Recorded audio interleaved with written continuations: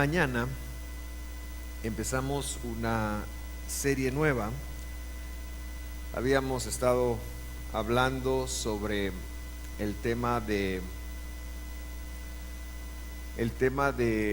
obtener las promesas de Dios y cómo alcanzarlas y cómo lograrlas y cómo abrazarlas y qué eran.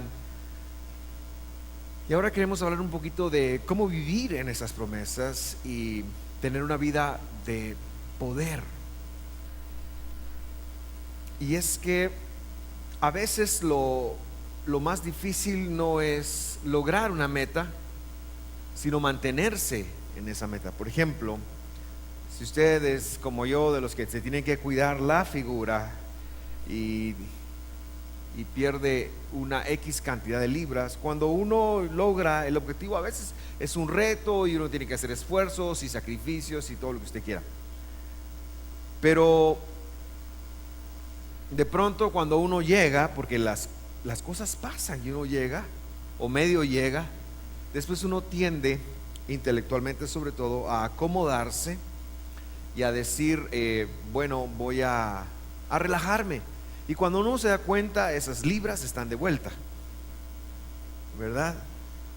Y así sucede con la vida. La vida nos tienta, nos reta, y tenemos que aprender a vivir con eso. Mi papá, que estuvo con nosotros hace una semana, tiene un ejemplo muy interesante de cómo es la vida, y él lo compara a una escalera eléctrica que va para abajo.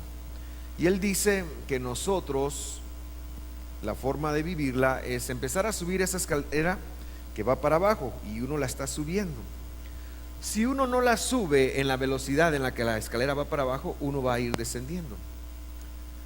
Si uno la sube en la misma velocidad, uno solo se está manteniendo. La clave de la vida es ir más allá de lo que las fuerzas que nos oponen nos resisten. Es decir, yo no sé si usted alguna vez ha subido una escalera eléctrica, o eso solo nos pasa a nosotros los traviesos, en contra, ¿verdad? Pero yo recuerdo que la primera escalera eléctrica que hubo en Guatemala estaba en el centro comercial de la zona 4. Y la primera vez que la vimos con mis hermanas era una cuestión así como, oh, ahora no les importa, pero para mí yo era nito, o del pueblo pues, pues yo nací en Guate, pero nos poníamos a jugar, ¿verdad? Y la cosa era subir, hasta que una vez alguien me regañó, ya entonces eso ya me caló. Así que la vida es así, es una escalera descendiente. ¿Por qué? Porque todos tenemos una fecha de caducidad. Todos tenemos un día en el cual nos vamos a ir de este mundo. Así que nuestra cuenta, qué bueno que hoy no es cumpleañeros, ¿verdad? Pero cuando uno cumpleaños no es un cumpleaños más, es un cumpleaños menos. Por eso tenemos que conectarlo. Y entonces es necesario que nos esforcemos más que solo por mantenernos, por trascender. Y de eso se trata esta serie. Así que el primer tema para vivir en el poder es que nosotros vayamos conectando el poder de la palabra de Dios, ¿verdad? Y me interesa que usted se lleve una cosmovisión histórica y exegética, es decir, analizada desde la escritura de Dios, pero sobre todo me interesa que usted se lleve algo que pueda aplicar a su vida, que sea de aplicación fácil, que usted salga de acá y pueda decir, bueno, yo voy a hacer esto, o en función de lo que aprendí hoy voy a hacer esto, porque déjeme decirle que a la iglesia, entre otras cosas, venimos a prepararnos, venimos a capacitarnos, venimos a decir cómo a aprender, disciplinas nuevas. Eso es hacer discípulos de Jesús. Entonces, con esto en mente, yo quiero recordarle un poquito el contexto del capítulo 2 de Hechos, que es el capítulo que hemos estado viviendo y hemos estado leyendo y hemos estado enseñando. Y en el capítulo 2 de Hechos empieza con un milagro. Y el milagro es que Dios desciende y entrega su poder, es decir, su promesa más grande. Eso es lo que ocurrió en el capítulo 2. Dice la Biblia que viene una especie de como lenguas de fuego, pero la cosa es que era una luz y la gente inmediatamente recibe la habilidad de hablar de las promesas de Dios, de la palabra de Dios, en muchos idiomas antiguos. Y se da un milagro, y Jerusalén, que es una ciudad que en esa época pasa de 80,000 habitantes a 1,000,000 de habitantes, es conmocionada completamente. Dios escoge ese tiempo, porque Dios es así, escoge ese tiempo,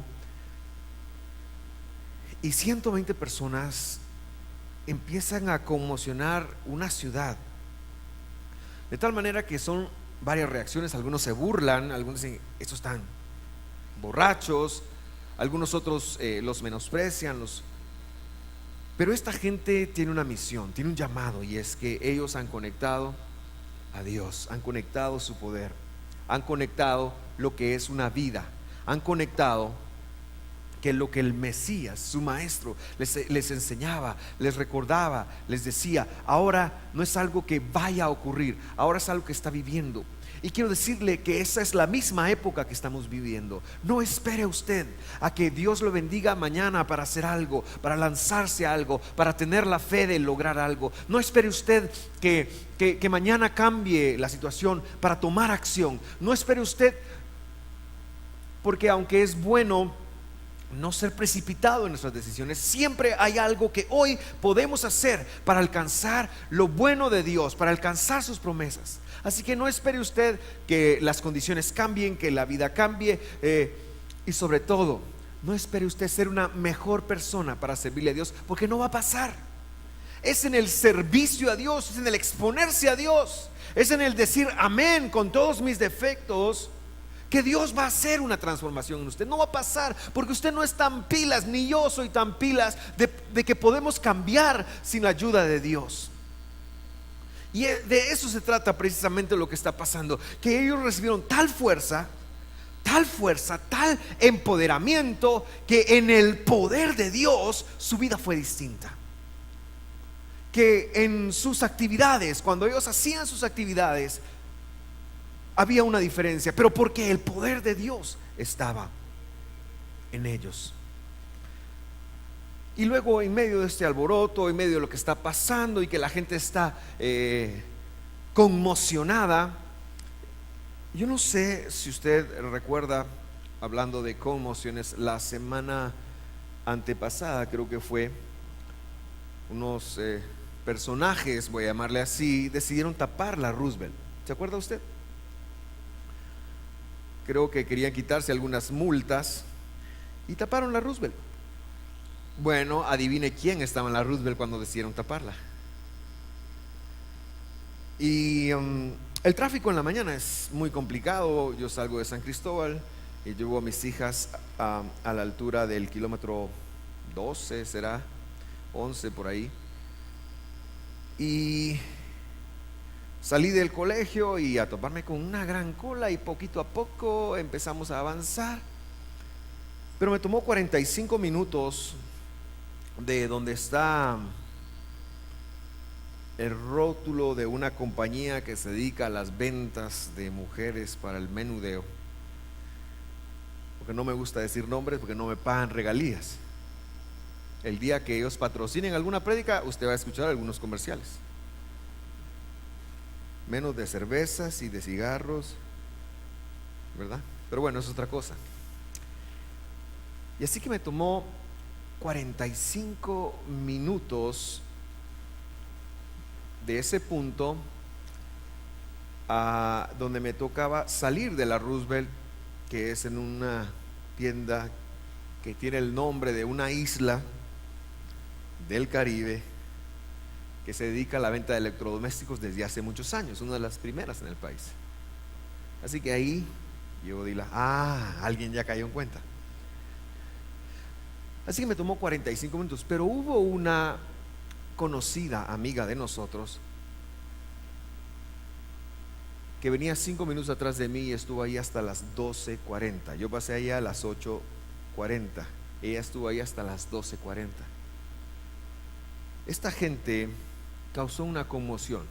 De hecho, cuando alguien bloquea cualquier vía pública, hermano, por favor, no me vaya a usted permitir que algún día usted esté haciendo un bloqueo y yo lo vaya a ver, porque lo voy a regañar. Por favor, no bloquee la carretera, porque lo que juegan es con la presión y causan una conmoción. Y cuando al final nos enteramos de lo que era y cómo se manejó y todo, y las imágenes que las redes sociales muestran, vimos cómo una conmoción puede afectar a tanta gente. Y bueno, habríamos sido miles los afectados, pero sin embargo en Jerusalén lo que yo estoy tratando de decir es que se generó algo impresionante. En un tiempo sin redes sociales, sin teléfono, sin nada más que el poder de Dios. Y ese es el contexto. Y está pasando. ¿Y cómo hacemos nosotros para entender qué está pasando? Porque hoy hay redes sociales, hoy ya llamó a la señora, mira qué está pasando, por favor averiguame, y de repente ya va llegando la información. Pero es entonces Pedro se levanta y dice estas palabras, y de Pedro le quiero hablar yo hoy. Entonces dice la escritura, estoy leyendo la Nueva Traducción Viviente, aunque no lo puse ahí, me disculpa. Entonces Pedro dio un paso adelante. ¿Cómo es importante esto? Recuérdese de dar un paso adelante, junto con los otros 11 apóstoles. Eran 120 los trastornadores, los que estaban causando la conmoción, y de esos 12 dieron un paso al frente y Pedro dio un paso más. Y dice, ¿cómo dice la Biblia? ¿Qué hizo? Era mucha gente. Entonces él tuvo que alzar la voz de una forma contundente y gritó, dice, a la multitud. Y yo me imagino esa imagen: escuchen todos. Pero se haber quedado disfónico esa vez. Escuchen todos con atención, porque la multitud está alegando, y él tuvo que empezar gritando, y estoy seguro que los otros 11 estaban reproduciendo cual autoparlantes lo que él estaba diciendo. Escuchen todos ustedes, compatriotas judíos, está hablando a los de Judea. Cuando usted vea en la Biblia, sobre todo en Juan y en Hechos, la palabra judíos, no está hablando de una religión, está hablando de los habitantes de una región que se llamaba Judea. Está hablando, entonces es más correcto, pero lamentablemente no lo traducen así, traducir aquí judeanos, por decirlo de alguna manera. Escuchen ustedes, los que viven acá, los judeanos, compatriotas judeanos y residentes de Jerusalén. Está hablando de ellos, ¿verdad? Y esto podría ser romanos, podrían ser griegos, podrían ser cualquier persona de otra religión incluso que viviera en Jerusalén, pero algo estaba pasando, y por eso es que Pedro toma la voz cantante. Dice, estas personas no están borrachas, como algunos de ustedes suponen. Las 9 de la mañana es demasiado temprano para emborracharse.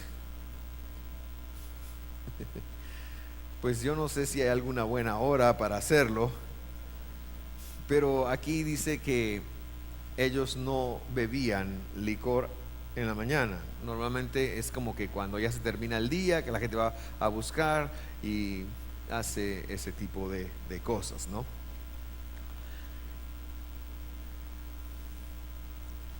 Esta postura genera el respaldo de Dios.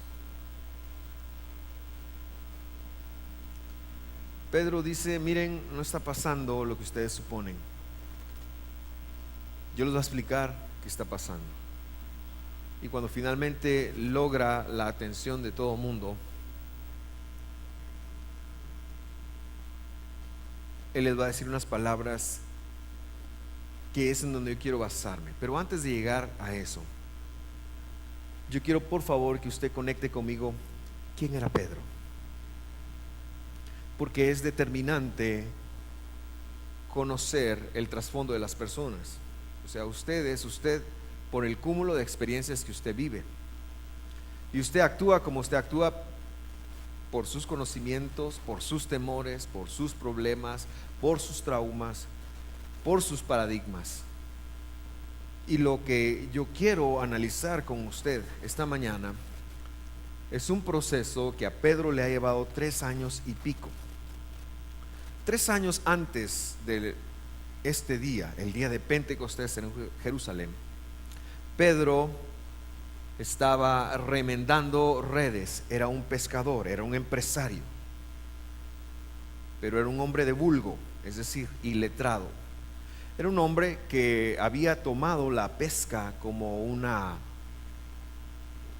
empresa y tenía unos socios, los hijos de Zebedeo, Juan y Jacob. Y la vida de Pedro era así: tenía suegra, entonces sabemos que era un hombre sufrido, porque la Biblia dice que Jesús le sanó a la suegra. Todos los que tienen suegra dicen: yo bendigo a mi suegra. Yo bendigo a mi suegra también, pero eso no me quita lo sufrido.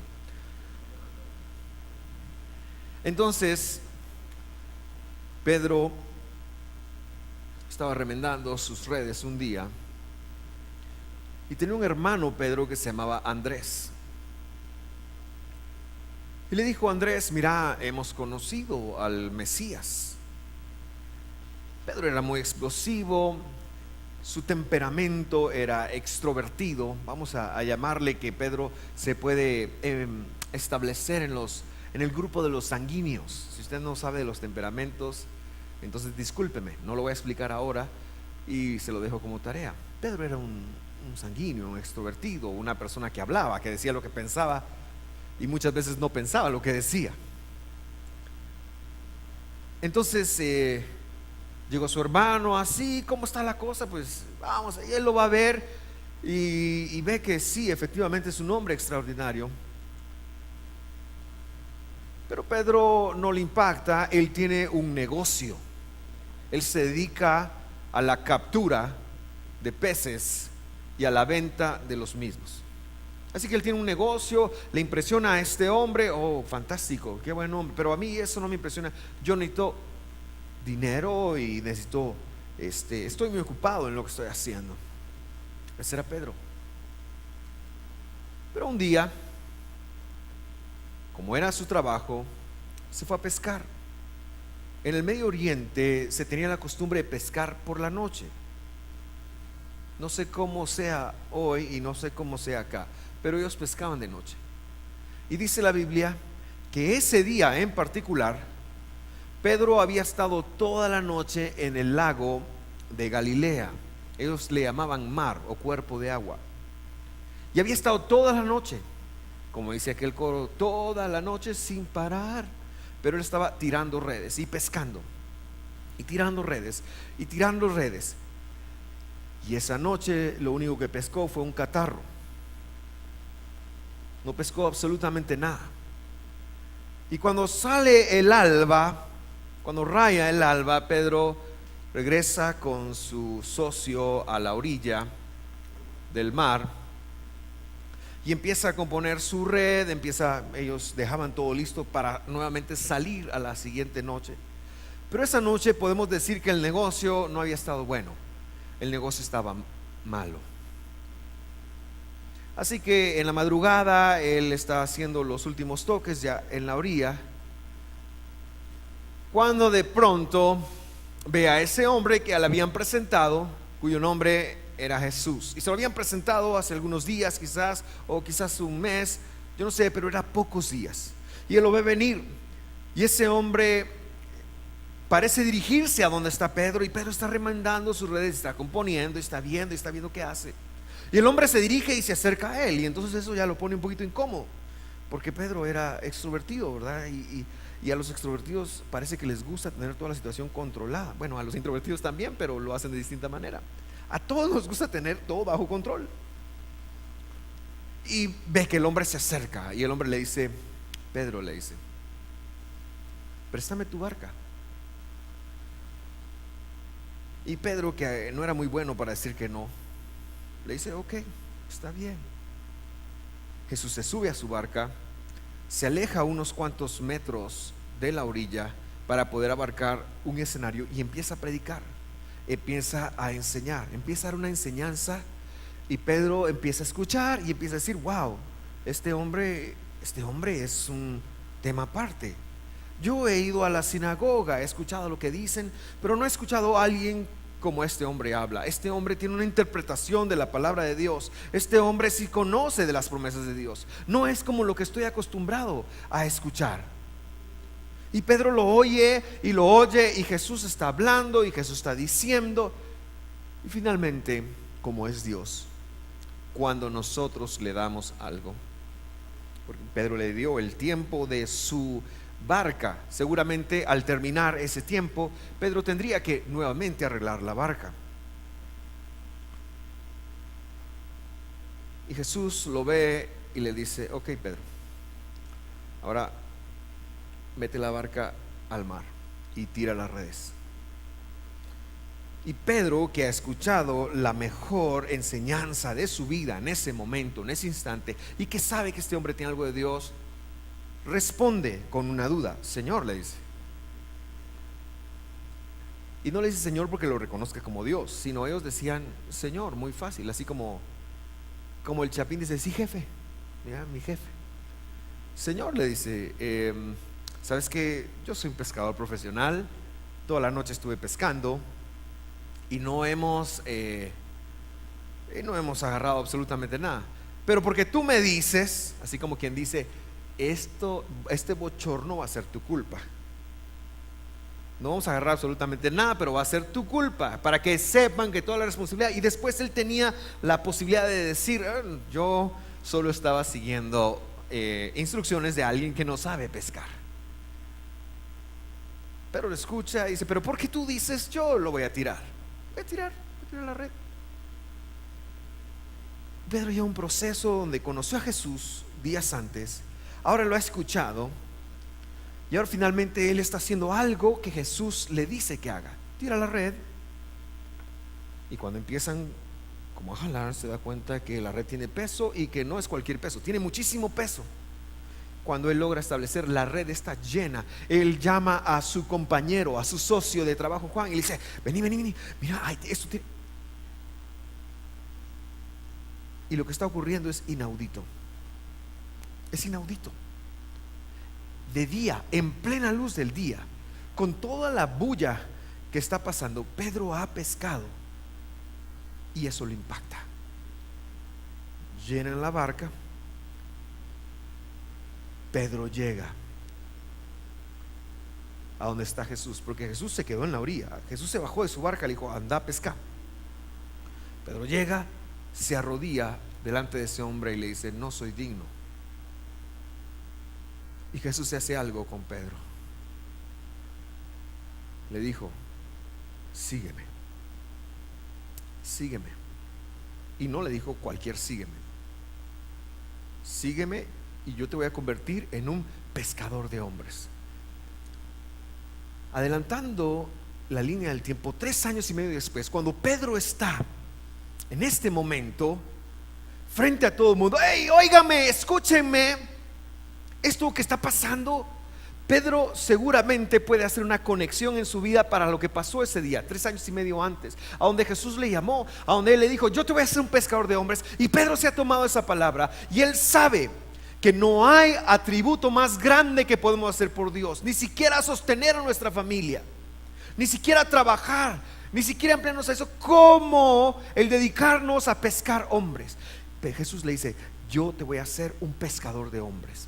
Y durante ese tiempo Pedro se equivoca, no una, no dos, muchas veces. Pedro mete la pata en buen chapín. Pedro se equivoca, Pedro la riega. Todavía unas semanas antes, cuando alguien quiso venir y prender a Jesús, él sacó su espada. Pedro andaba armado. Es como que cualquier persona hubiera andado armada hoy. Pedro andaba armado, saca su espada y le corta la oreja a un servidor del sumo sacerdote que iba a prender a Jesús. Esto acaba de pasar semanas antes de la historia que estoy narrando de Hechos 2. Pedro le ha cortado la oreja. Por si fuera poco, Jesús le dice: Pedro, guarda tu espada. Pedro pierde la seguridad y cuando ve que es mucha gente, patitas para que te quiero, se va corriendo. Pero Pedro es Pedro. Y llega y de pronto él ve dónde llevan a Jesús, lo sigue, y cuando él llega ahí le dicen: vos sos uno de los que andaban con este cuate. Puchis, dijo Pedro. Si hubiera sido Chapín, así hubiera dicho: puchis, yo no soy. Y niega al Señor 3 veces. Pero lo que ha pasado con Pedro, hermanos, en estos tiempos, y no importa, es que Dios lo ha llenado de muchas cosas. Jesús lo ha discipulado, Jesús lo ha llevado, pero por sobre todas las cosas, Jesús le ha hablado la Biblia. Déjeme decirle algo. ¿Cuántos traen una Biblia de papel? Levánteme, por favor, ayúdeme. Si alguien trajo una Biblia de papel, ok, por favor búsqueme Éxodo 21. Y se puede parar y leerlo con voz de arcángel. Éxodo 21. Éxodo es el segundo libro de la Biblia. ¿Sí? ¿Ya lo tienen? Ahí está, por favor, léalo.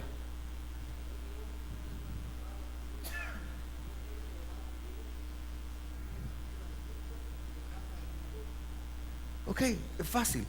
Josué, puedes buscar tu homónimo, capítulo 1, versículo 9. Y tú, por favor, puedes buscar Mateo 3:2. No anotes esos versos, me los estoy inventando. No tiene nada que ver con la prédica. Es un ejemplo que voy a poner, pero igual que lo escuche. Josué 1:9.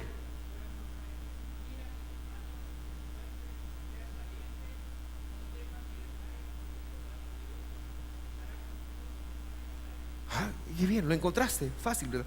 Mateo 3:3. Pues este es aquel de quien habló el profeta Isaías cuando dijo: voces que claman en el desierto, preparad el camino del Señor, enderezad sus sendas. Lo dije por decirlo, pero está hablando de Juan el Bautista. ¿Cuál es mi punto? Mi punto es que 800 años después de Cristo, unos señores que se llaman masoretas le pusieron capítulos y versículos a la Biblia. En el tiempo de Jesús no tenían capítulos ni versículos, era un gran rollo, literalmente. La Biblia, la escritura, era un gran rollo. Ellos la leían de corrido. No había manera de decir 1 Juan 1:7, Josué 1:9, Éxodo 21. No había manera de decirlo. No tenían capítulos. Eso ocurre después de Jesús. Entonces Pedro tuvo un entrenamiento, porque Pedro no era un hombre letrado. Pedro era un hombre iletrado. Pedro era un hombre experto en hacer negocios, experto en ese tipo de cosas. Pero ahora Pedro, 3 años después, dice estas palabras: no lo que ustedes ven, sino que esto es lo que el profeta Joel predijo hace mucho tiempo. Pedro va a citar al profeta Joel cuando 3 años antes él no sabía quién era Joel. Pedro va a citar muchos versículos cuando tiempo antes él no conocía de la Biblia. Y lo que podemos ver es que este tiempo que él estuvo en Jesús, con Jesús, su lo que Jesús se enfocó en hacer con respecto de él fue en llenarlo de su palabra, fue en empoderarlo de su palabra, fue en decirle: Pedro, mira, esto es la verdadera interpretación, esto es como tú tienes que hacerlo. Cuando estés en esta situación, esta porción de mi palabra es la que te va a dar. Jesús lo empoderó a Pedro con su palabra, porque la palabra de Dios es la mejor respuesta que nosotros le podemos dar a cada situación y a cada circunstancia que nosotros vivamos. La palabra de Dios es la mejor respuesta que nosotros le podemos dar a las situaciones en nuestra vida que no van bien. La palabra de Dios es la mejor respuesta que le podemos dar a la enfermedad, a la muerte, a las deudas, a la división familiar. La palabra de Dios es la mejor respuesta que nosotros podamos darle a cualquier situación o circunstancia contraria en la que vivamos. Eso es lo que Jesús le enseñó a Pedro, y eso es lo que nosotros tenemos que ver, que Pedro no tenía ese recurso antes, pero ahora ese recurso estaba bien presente en él, y él pudo decirlo, y él pudo entender, y pudo leer la situación de su vida en base a la palabra de Dios. Mi pregunta es así contigo?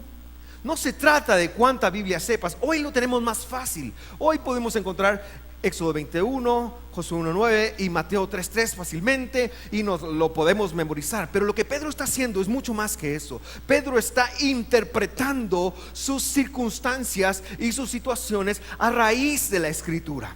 No hay poder de vida más grande que ese. Muchos de nosotros creyentes somos víctimas de nuestras circunstancias, somos víctimas de lo que vivimos, somos víctimas de lo que está pasando, de lo que pasa en el país, de lo que pasa en el mundo con la globalización y de las cosas que suceden, de la política. Ni voy a entrar a hablar política, sobre todo que este año es un año que debemos de orar mucho por nuestra tierra.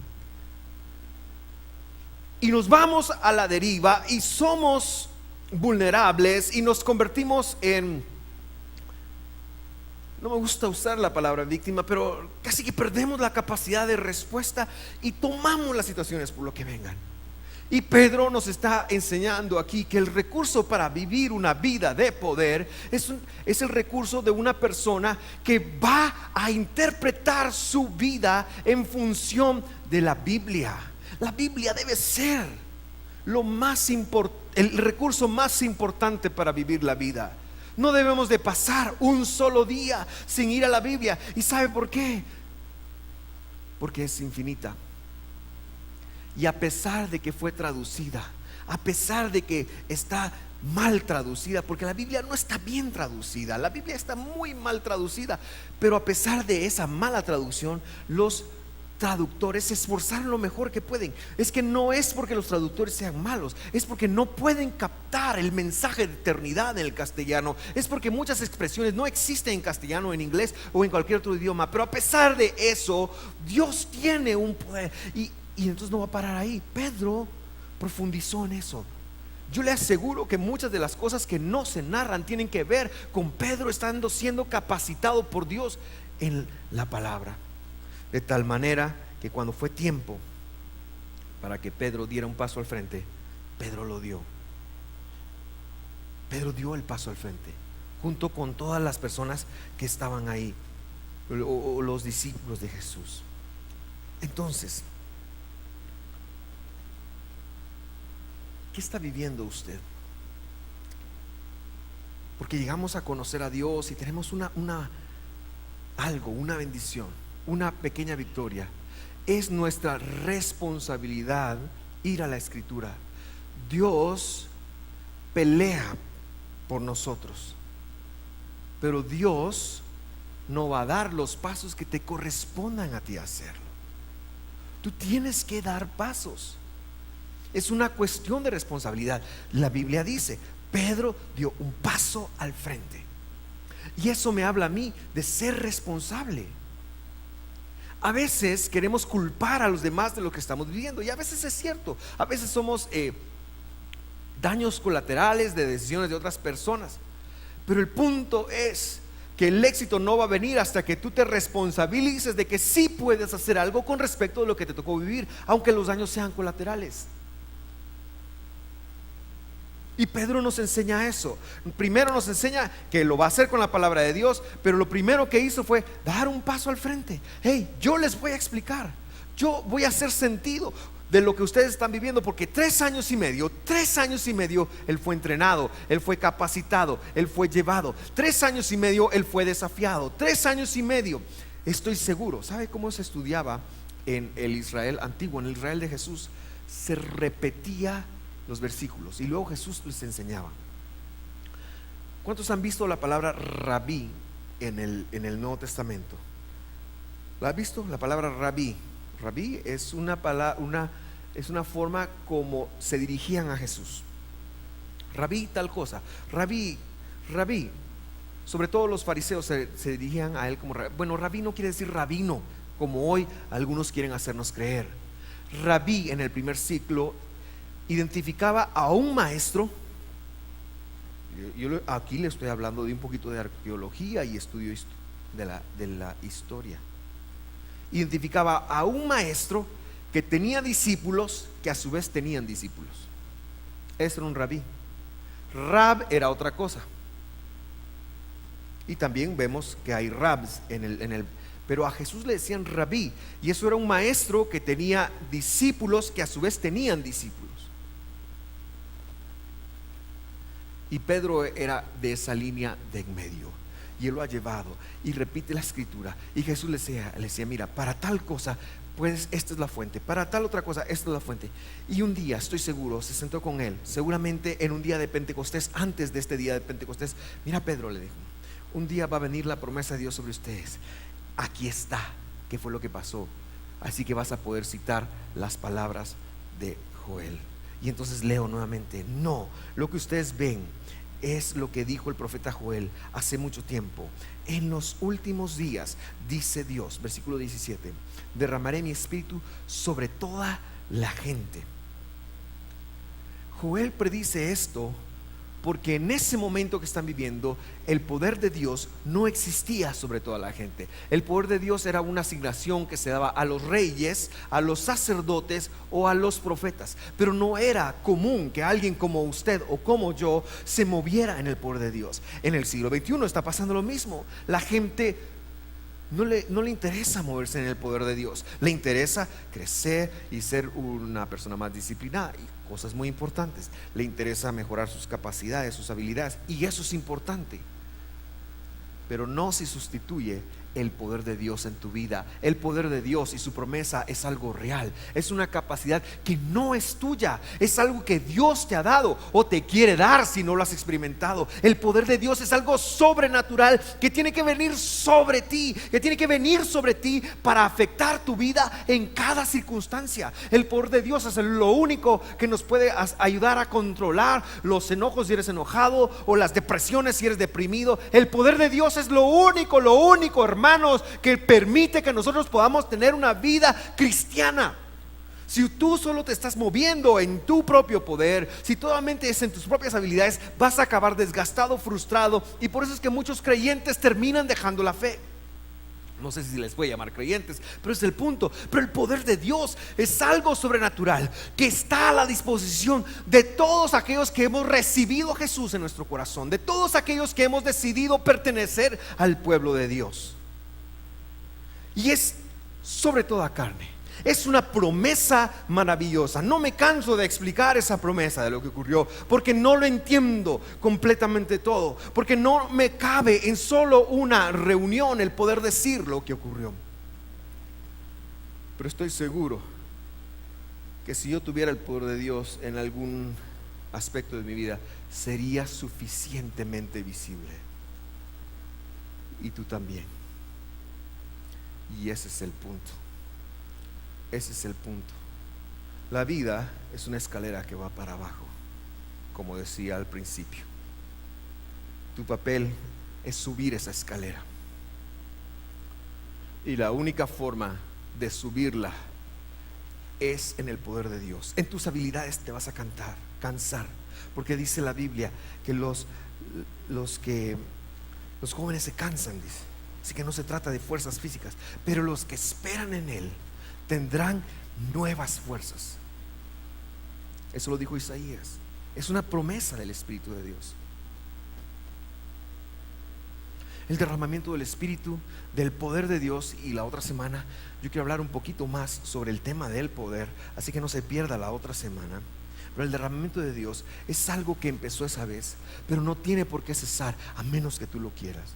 Es una cadena ininterrumpida que ha venido de generación en generación, que alguien con ese poder de Dios hizo que fuéramos nosotros pescados, porque el poder de Dios sirve para pescar hombres o mujeres.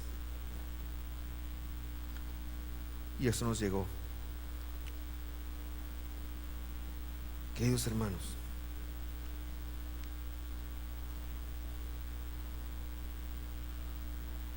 ya casi terminé, así que no os preocupéis.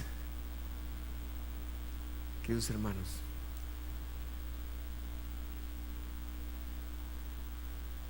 si la vida cristiana no la estás viviendo con poder, no estás viviendo la vida cristiana, estás viviendo la vida religiosa. Seas judío, evangélico, católico, bueno, no voy a mencionar otras religiones porque no dan regalías tampoco, ¿verdad? Ni estas me dan regalías, nadie me da regalías. Tengo que cambiar eso.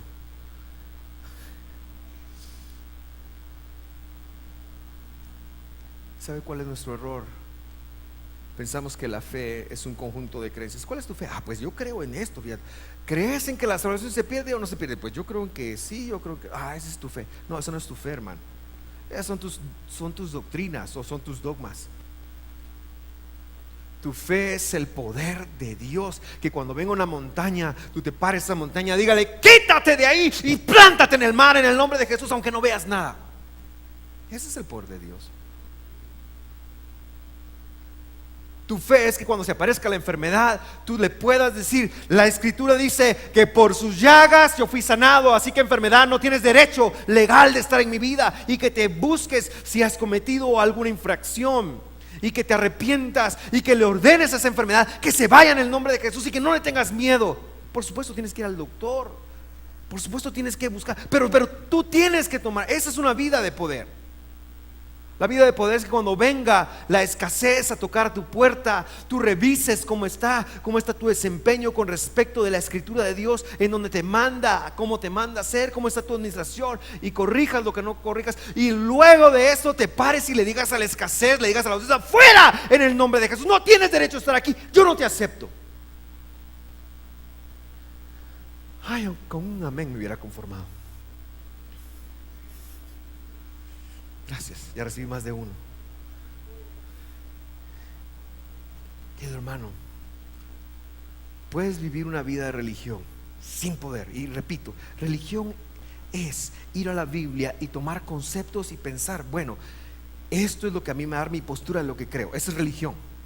O vida de poder, que tú vas a la Escritura y tú dices, esto es vida, yo lo voy a aplicar en mí. Por supuesto que es importante tener un sistema de creencias, por supuesto.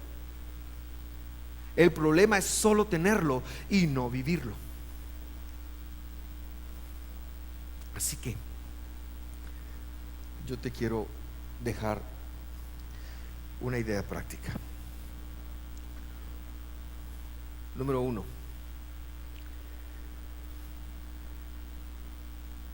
agarra la onda. Agarra la onda. El tiempo que le das al Facebook, a la tele, a la novela, agarra de eso, agarra la onda y ve a buscar una promesa de Dios. Agarra la onda, hermano. Ve a buscar una promesa, ve a buscar una palabra.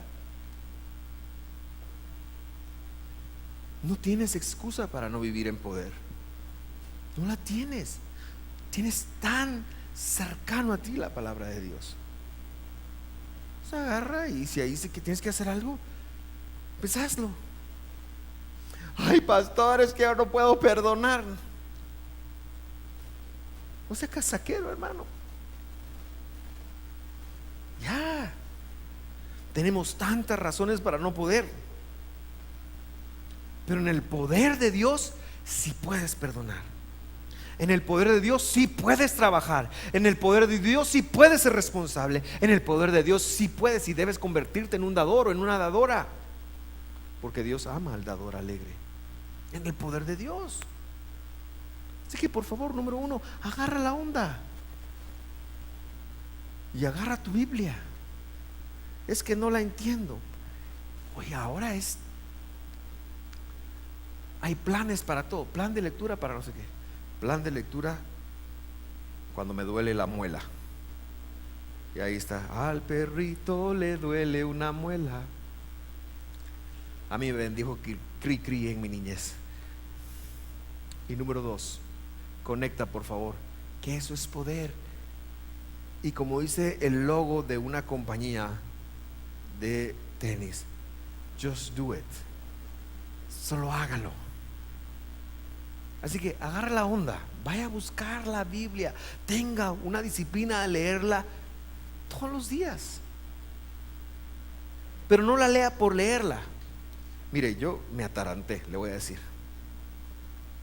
Entonces yo agarré, yo quiero leer la Biblia en 6 meses. Pero yo a veces que no he leído la Biblia, pero tengo que hacer alguna cosa de la oficina, entonces no voy a leer la Biblia. Y pensando en lo que tenía que hacer en la oficina, o en el partido, o en tonteras, y no sé qué, y luego yo seguía leyendo, pero mi mente divagaba y se iba. Atarantamiento total. Vaya a buscar, porque a vosotros os parece, dijo Jesús, que en ellas está la vida. Y tenían razón, está la vida. Pero es que me parece muy simple. Vaya, quiere más rollo. Lo reto a estudiar hebreo conmigo. Lo reto. Llevo 14 años de estudiar hebreo y no le agarro la onda. Pero le aseguro que le agarro la onda hace más que hace 14 años. ¿Y sabe qué? Me cambia la vida. Yo veo la palabra de Dios, y cuando la voy a estudiar, yo mire, perdone que me ponga de ejemplo, pero yo la beso. Señor, esta es tu palabra, yo la amo, Señor, yo amo tu palabra, y me la pongo en el corazón. A veces entra Miriam porque quiere alguna cosa, y yo le digo: en el nombre de Jesús, vete de aquí, ya, huye, fuera, porque estoy con la palabra abrazado. Pues no le digo así, solo le hago así. Ella conoce la mano. Talk to the hand, le digo yo. Habla con la mano. Dime la verdad, porque ese es. Y mira, hermano, he encontrado unas cosas, y me da. Es una fuente eterna. Así que agarren la onda. Empiece en castellano, o en cachiquel, o en quiché, en como mejor le agarre usted la onda. ¿Sabe qué hago yo? La leo un año en español y un año en inglés.